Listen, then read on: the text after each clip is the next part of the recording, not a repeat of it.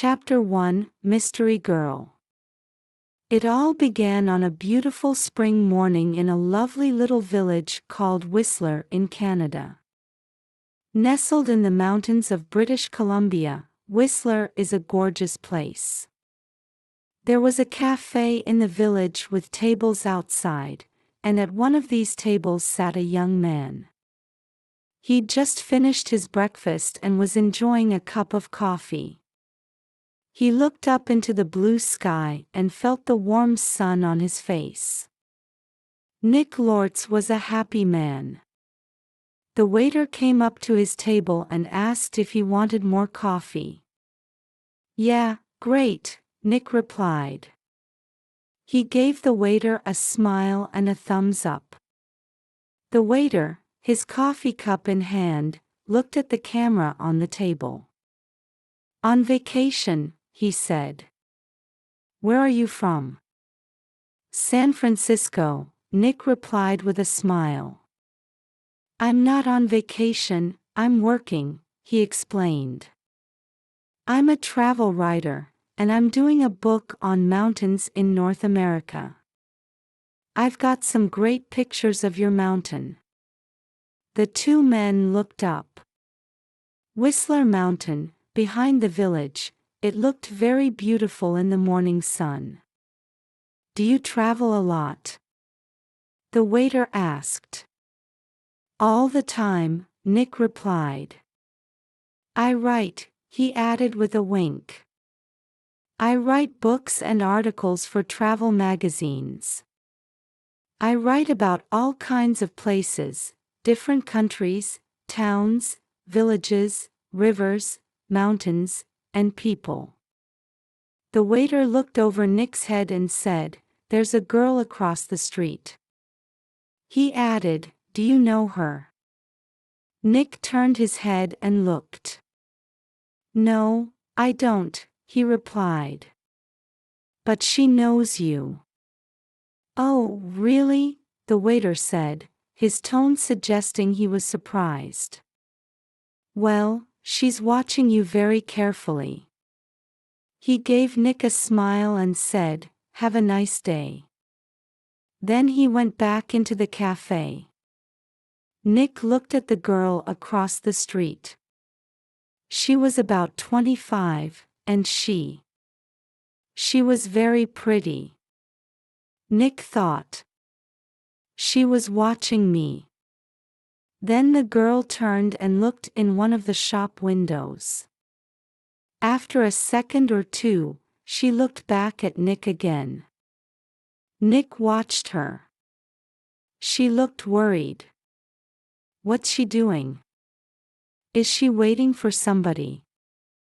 Suddenly, the girl smiled. Then she walked across the street, came up to Nick's table, and sat down. She put her bag down on the table. The bag was half open. "Hi, I'm Jan," she said. "Do you remember me? We met at a party in Toronto." Nick smiled.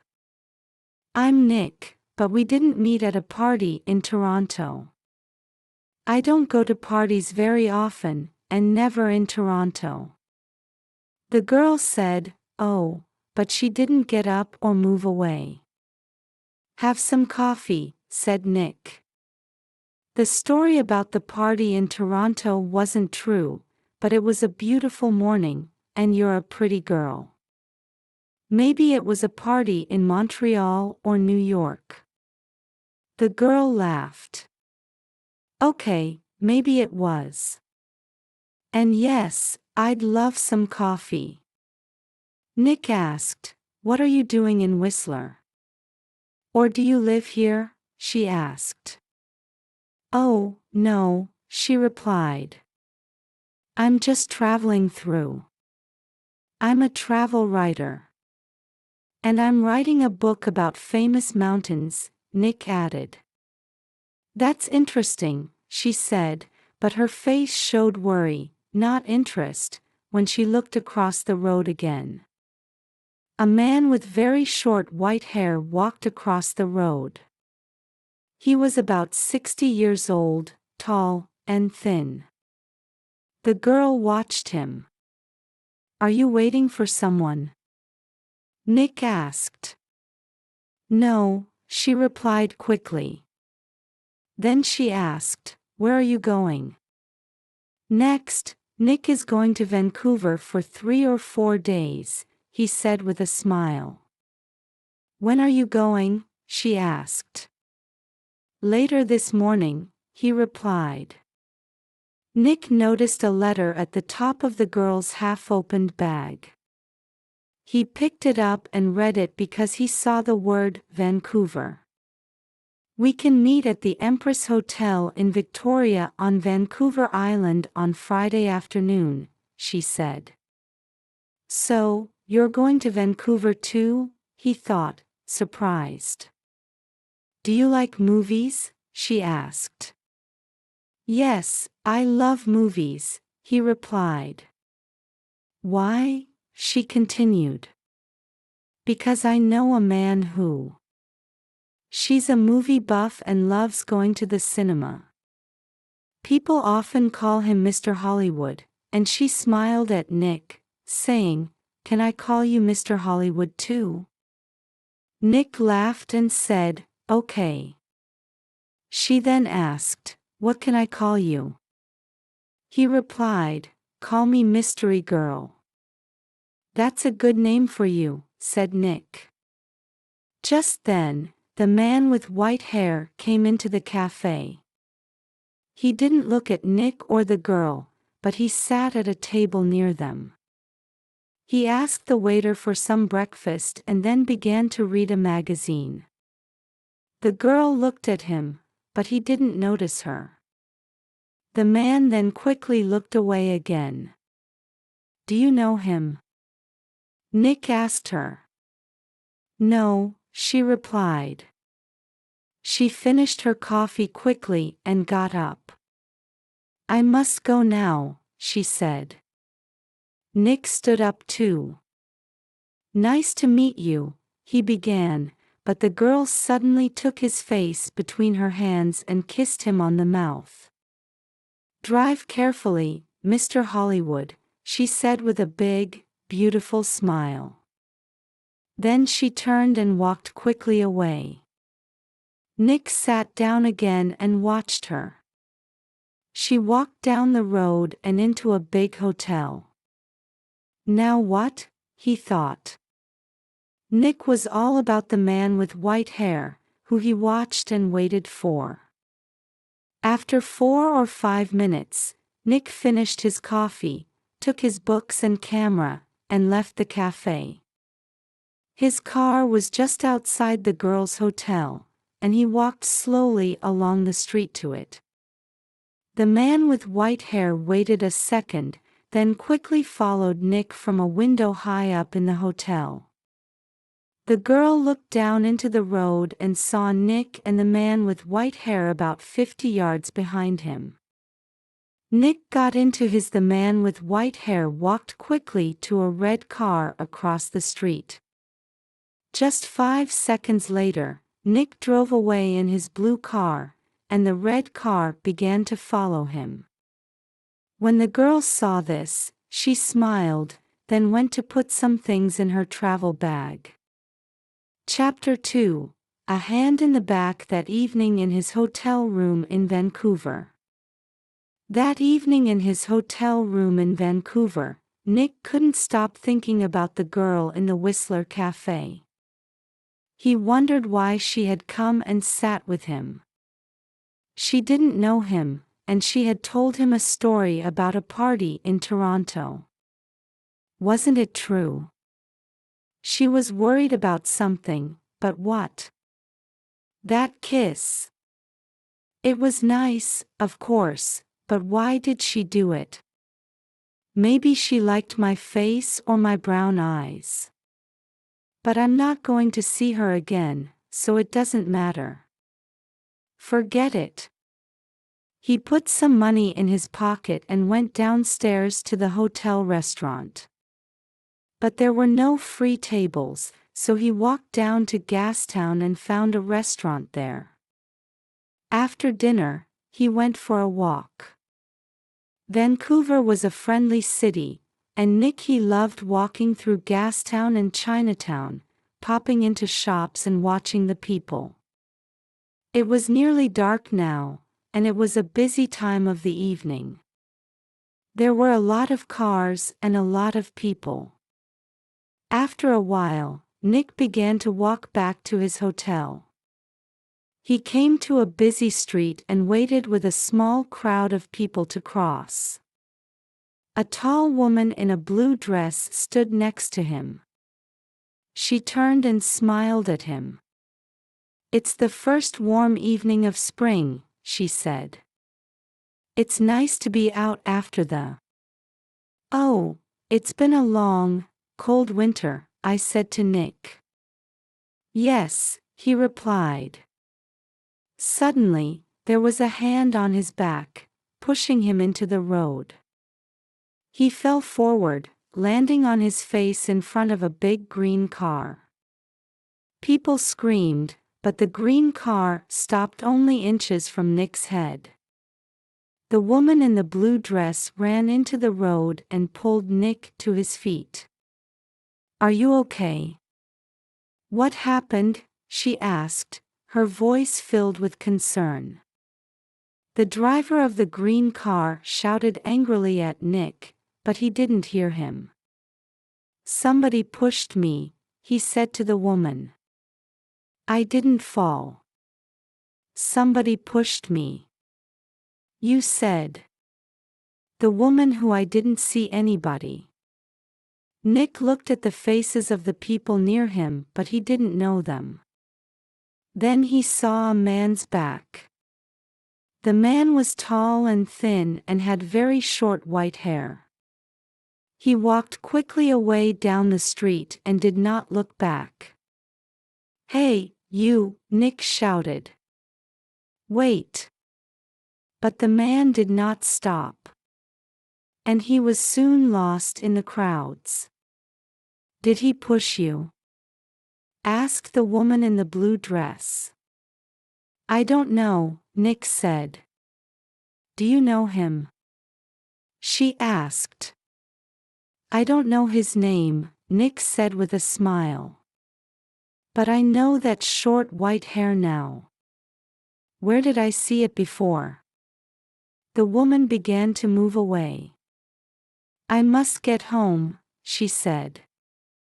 "Are you okay now?" "Yeah, I'm okay," Nick replied. Thanks for your help." "That's okay." The woman smiled and said, "Be careful now." Back in his hotel, Nick sat on his bed and thought. It was an accident. Nobody pushed me. It was an accident. Nobody wants to kill me. And there are hundreds of men in Vancouver with white hair. It was 1 a.m. It was 12 a.m., but Nick couldn't sleep. He listened to the cars in the road and looked at the night sky through his hotel room window. Then he sat at the table and tried to write some more of his book about mountains, but he couldn't think about his work. He got back into bed. There were 4 or 5 magazines in the hotel room. They were not very interesting, but Nick sat in bed and opened one and saw a photo of Mystery Girl. He looked at the picture very carefully and, yes, it was her. Jan, the girl from the Whistler Cafe, was next to a man of about 50 or 55. They were in a big, expensive house garden. They smiled for the camera and looked very happy. It was Canadian millionaire Howard Hudson and his daughter Meg. Under the picture at their home in Toronto, it said Meg Hudson. It didn't say Jan or the Mystery Girl. Nick read it again. Why did she come and sit with me in the cafe at Whistler, he thought. Millionaire daughters don't sit with strangers in cafes and then give them a big kiss when they leave. He smiled to himself, wondering what could have made her do it. What could she possibly want? He thought back to the cafe in Whistler and the girl next to him at the table. Then he remembered. Something he remembered, a man at a table near them in the cafe. He was tall and thin, about 60 years old, with very short white hair. Nick didn't sleep much that night. Chapter 3: A Walk in the Park. The next day was Thursday. Nick stayed in his hotel room and rode about mountains all morning. Then he drove to lovely Stanley Park in the afternoon. He sat and read a book for an hour, then he went for a lovely walk under the tall trees. There was nobody here, it was so quiet. He could walk and think. He thought about Meg Hudson and about the kind man with white hair. Did he know Meg Hudson? Did she know him? He remembered Meg Hudson's last words, "Drive carefully, Mr. Hollywood." Why did she say that? Why did she call him Mr. Hollywood? He didn't understand any of it. Suddenly, he heard a noise. He stopped. That was a gun. He thought. There's somebody in the trees with a gun. There it is again. Then something hit the tree over his head. Oh my goodness, somebody's shooting at me. Nick thought. He turned and ran, and somebody began to run after him. Nick ran through the trees, and it was so dark and lonely. He was all alone, and he didn't know where to go. He needed to find some people, or the police. He ran on, and he could still hear the gunman behind him, so he. After 3 or 4 minutes, he stopped and listened. Everything was quiet. Nick was afraid. What was going on? He thought. Why was somebody shooting at me? First, someone pushed me in front of a car. Now, somebody is shooting at me. He waited another second or two, then walked quickly back to his car. He was very careful. He kept his eyes and ears open, but he didn't see or hear anything.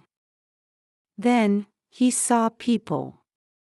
Women with young children, some boys with a football, and 2 men with a dog. He felt a lot better.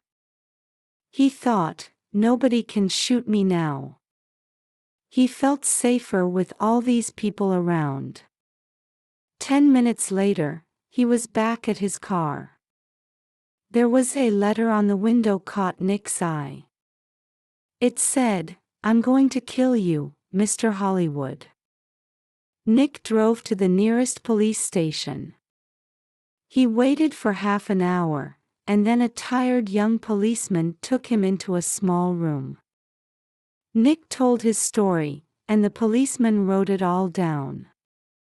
"So, what are you going to do?" asked Nick. "Nothing," the policeman replied. "Nothing," Nick said, his voice heavy with exhaustion. "Somebody shot at me, and Mr. Lords." The policeman, tired and worn out, asked, "How many people in this town have guns?" "I don't know," Nick replied, his own exhaustion evident in his voice. "You didn't see the gunman, was it a man, a boy, a woman? What color were his eyes? Long hair, short hair?" "You don't know because you didn't see anybody. Maybe it was an old girlfriend. Maybe somebody doesn't like your travel books, Mr. Lords, But what about the man with white hair in Whistler? Said Nick. The girl Meg Hudson called me Mr. Hollywood in the cafe, and this man heard her. Now I get a letter to Mr. Hollywood on my car. Who is this Mr. Hollywood? We all want answers to our questions, Mr. Lords. The policeman was very kind. But we don't always get the answers we're looking for, do we, Nick? With a heavy heart, Nick walked out of the police station and drove to his hotel. He was angry and afraid. How did the man with white hair find him in Vancouver? Did he follow him from Whistler? Is he following him now? Maybe he's staying at his hotel too, in the next room with his gun. Chapter 4: The Man with White Hair. Nick stopped his car in front of the hotel. He looked carefully before he got out, but there was nobody with white hair near the hotel. He half ran through the hotel doors and went to the desk inside. I'm looking for a man with very short white hair, he said to the woman behind the desk. He's staying here. I think he's about 60 years old, tall and thin. The woman didn't seem too interested, bless her. There are so many visitors in the hotel. Do you know his name? No, I don't. Nick said he's a friend of a friend.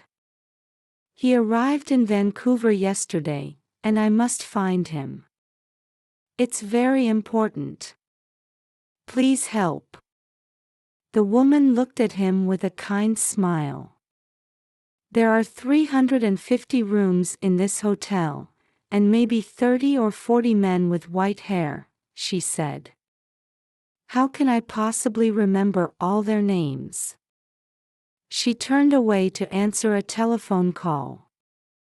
Nick walked away from the desk, feeling a little down. I need a drink, he thought. He went into the hotel bar, got a drink, and sat down at a table. So what do you think? He asked the bartender. Oh, I do now, he thought, and then he remembered something. A letter in the girl's half-open bag in the Whistler Cafe. We can meet at the Empress Hotel in Victoria on Vancouver Island on Friday afternoon. Tomorrow is Friday. He thought, excited, to the Empress Hotel. Nick had dinner in the hotel. That as the evening drew to a close, Nick finished his meal and rose from the table. He caught sight of the man with white hair and made his way over to the hotel desk. The man was standing there, his white hair standing out against the other heads near the desk. Excuse me, Nick said, pushing past the people in the hotel restaurant. A small boy ran in front of him, and Nick, not paying much attention, ran into him.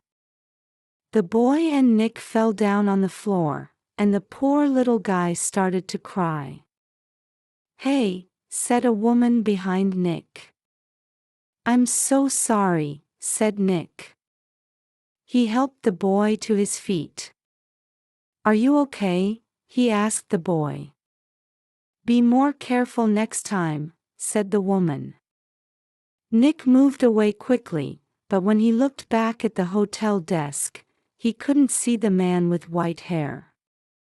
That man with white hair! Nick exclaimed, pushing through the crowd.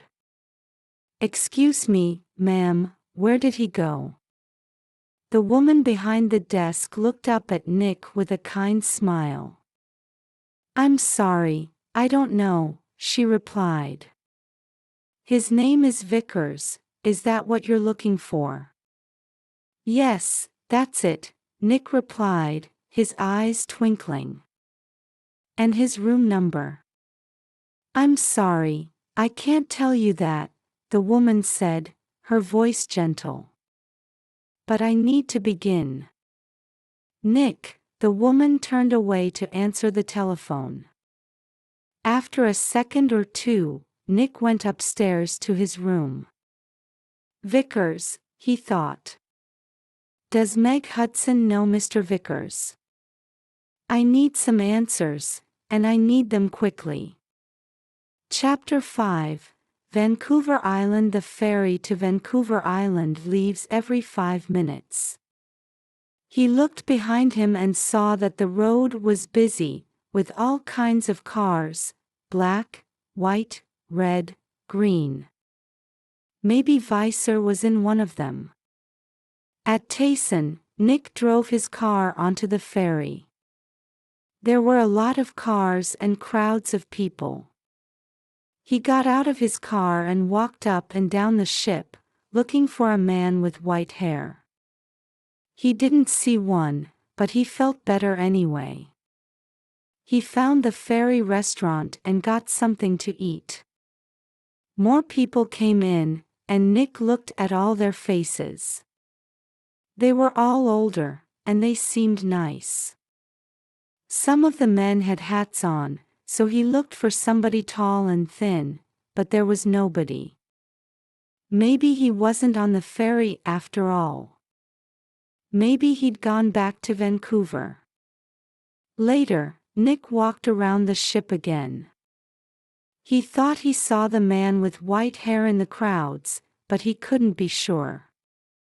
90 minutes after leaving Tayson, the ferry arrived at Swartz Bay on Vancouver Island. Nick went back down to his car.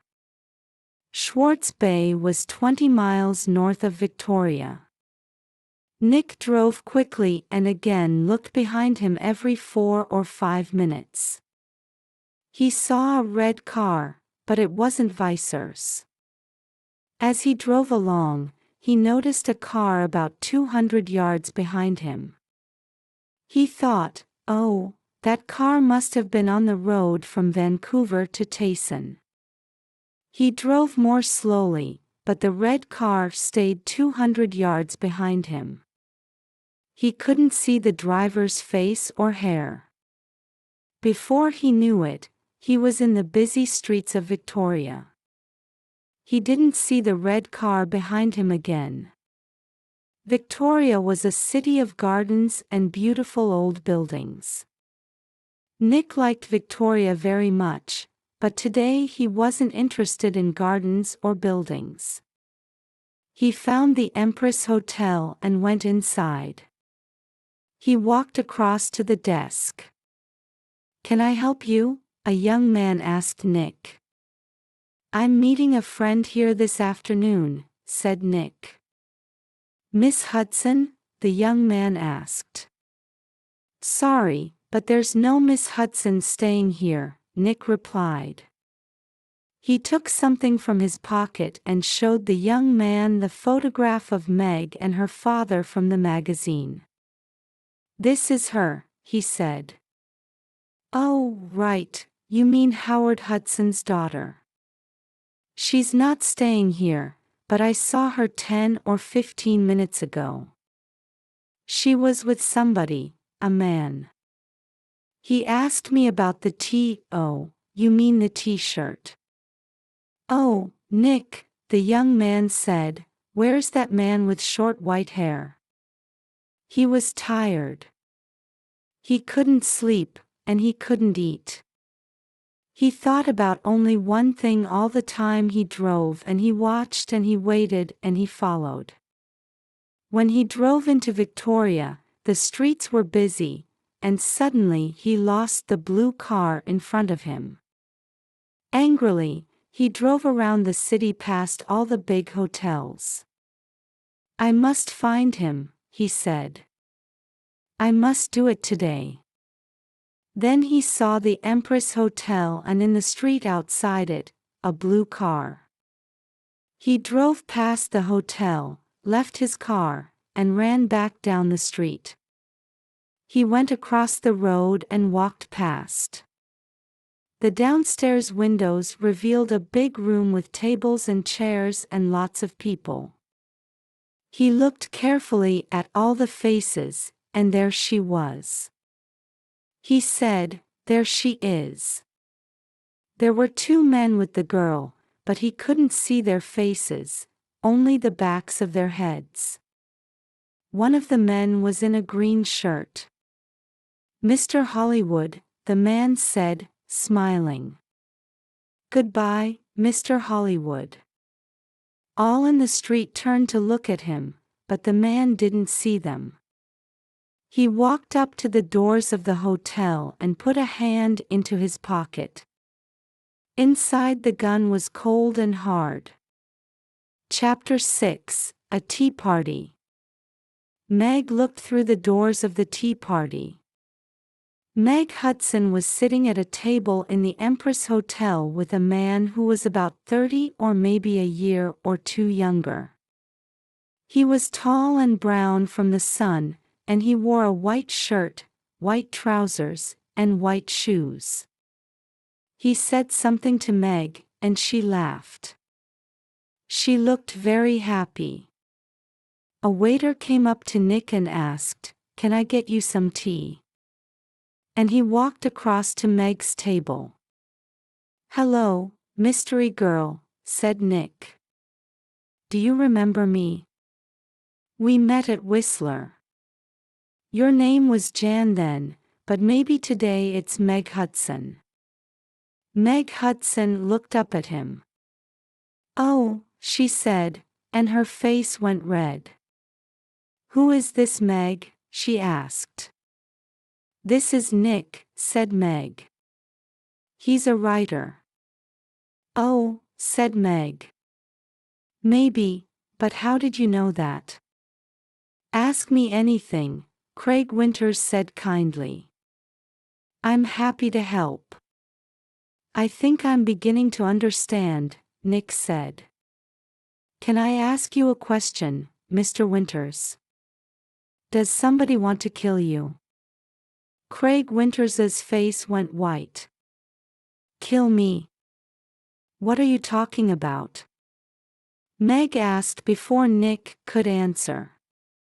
"You called me Mr. Hollywood in Whistler, and you wanted the man at the next table, the man with white hair," Nick said. "Please answer my question."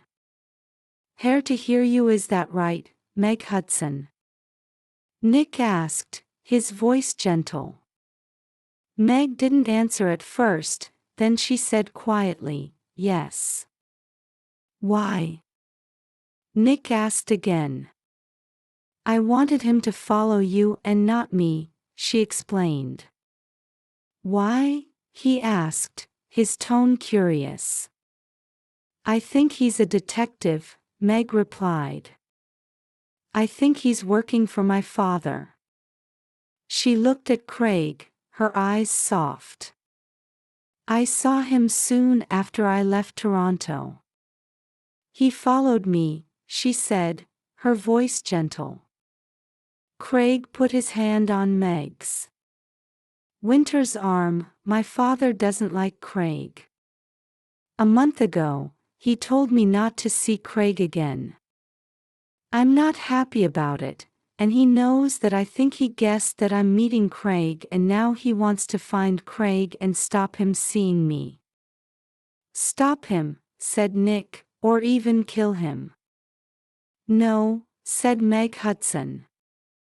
"Daddy, the man with white hair pushed me in front of a car. A car in Vancouver. Nick told her, and he shot at me in Stanley Park." "What happened next, Meg? Tell me about this man with white hair," Craig Winters said suddenly. Nick looked at him. "He's about 60, and he's tall and thin." "Do you know his name?" Winters asked. "Vickers said." Nick looked at Craig Winters suddenly. "Did he follow? You came to Victoria, did he follow you here?" "I don't know," said Nick, watching Winters. "You're afraid of him, why?" Why does this man Vickers want to kill you, Winters? Before Craig Winters could answer, Meg's face went white. Oh no, she said, look over there by the door. Nick and Craig Winters turned to look at the door of the T. There he was, the man with white hair. He looked around the room, taking in the scene, and then he saw them. He started walking across the room, his hand in his pocket for a moment. The three people at the table didn't move. Then Craig Winters jumped to his feet. "Oh, Mr. Hollywood," he said. "That man there, with the gun in his pocket." He pointed at Nick. "This is for Anna," he said. Oh my goodness, it was so fast. The tea table went over, and Nick was down on the floor in a second. The shot went over his head, and Meg screamed at the same time. Craig Winters shouted out and put a hand on his arm. There was blood on his white shirt. Then more people began to scream, and two waiters pulled the man with white hair down onto the floor. "Get the police," somebody shouted. "Call the police station." It was 7 o'clock. Oh my, it's already 30 minutes past. Oh my goodness, it's already 7:30. Nick and Meg were in a room at the police station. The man called Vickers was in a different room with 3 detectives. There was a doctor with him too. Craig Winters was at the hospital. The door opened, and the detective came in with 2 cups of coffee. He put them down on the table and turned to go out again.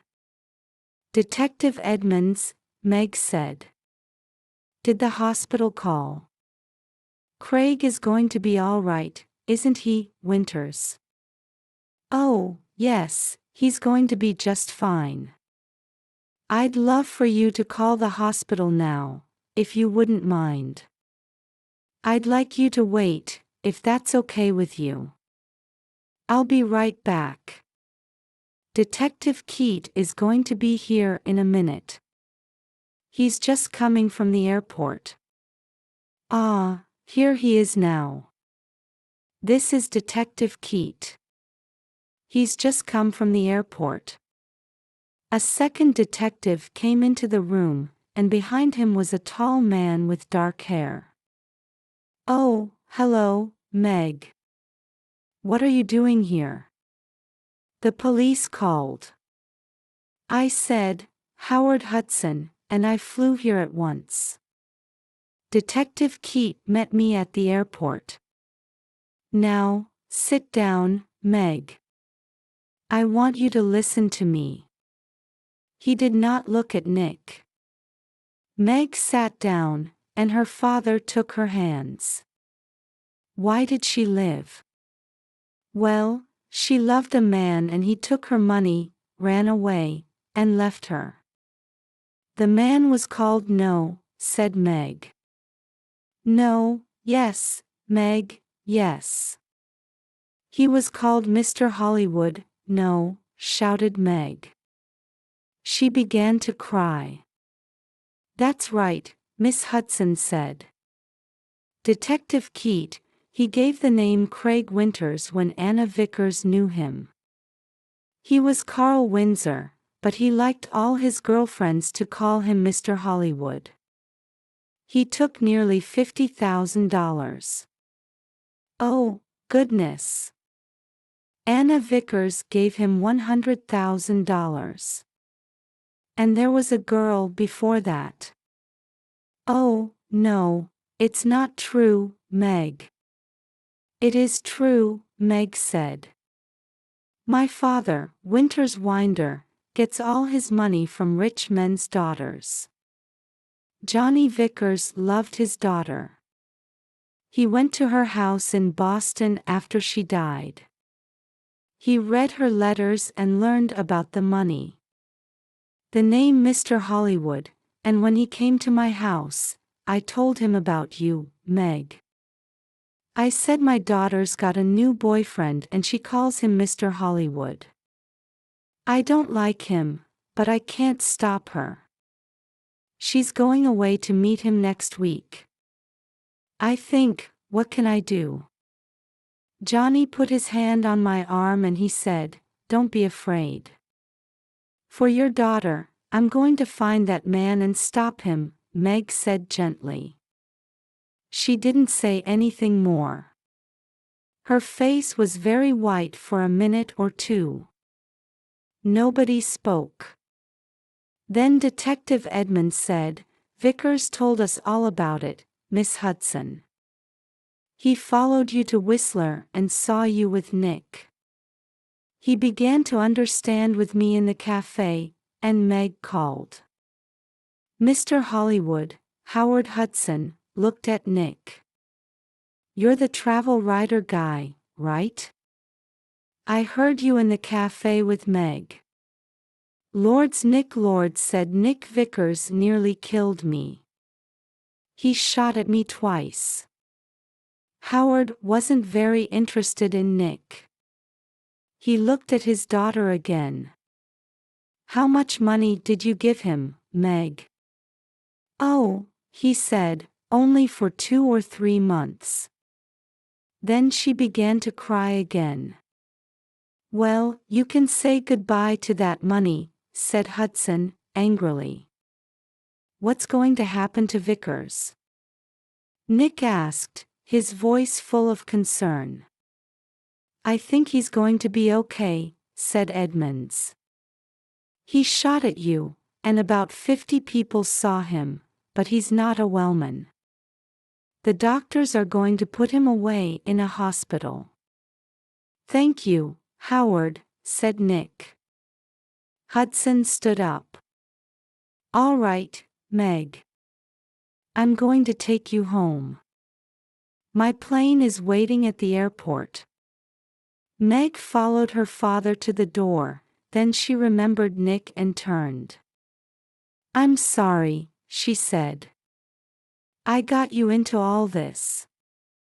I called you Mr. Hollywood, which was wrong, but I didn't know it. It's okay." Nick smiled. "You know everything now. It's better to learn it now than not later." $50. A short while later, Nick took the evening flight back to Vancouver. He was tired and hungry, so he went downstairs to get some dinner at the Ferry restaurant. The restaurant was busy, but Nick managed to find a free table. He sat down quickly and began to eat. He was thinking about going back to work the next day and forgetting about millionaires' daughters and men with guns. "Excuse me," said a voice. "Can I sit with you, Nick?" He looked up and saw a pretty girl sitting next to him. He got up and said, "It's okay, you can have this table." "I don't want it." He began to move away, but the girl said, "Please don't go." "Hey there. Just a quick note to let you know that uploading is totally forbidden. Thanks for your understanding."